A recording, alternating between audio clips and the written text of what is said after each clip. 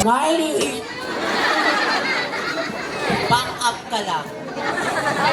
Dito sa ating mundong ginagalawan, kailanman ay hindi naging pamantayan kung anumang uri na estado o pamumuhay meron ka. Lalong-lalong hindi naging pamantayan kung gaano ka man kapangit o kung gaano ka man kaganda. Hindi ka man pinagpalas sa iyong piskal na tanyuan. Huwag kang mabahala, aking kaibigan, dahil ang tunay na timbangan ng Diyos ay kung ano ang nagawa mong kabutihan dito sa ating mundong ginagalawan.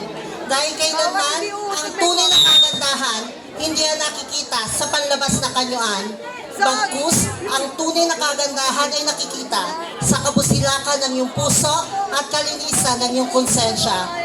Maya pa Diyos, pengi kaya ko nga, no, should I say a pleasant evening to each and everyone. All the way last from the Christmas capital of the Philippines, Pampanga. My name is Cindy David Del Rosario, a 28-year-old stoner, a second grade education graduate major in Filipino at pamantasan na lungsod ng Maynila.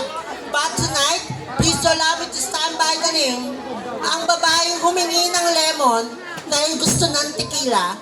Sabay-sabay po nating palakpakan, Miss Tony Fowler.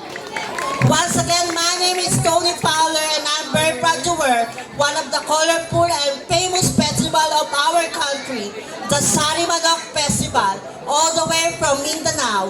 Lagi nating tatandaan, ang pagsuot ng pambansang kasuotan ay wala sa laki, wala sa ganda, kundi nga sa iyong pagdadala.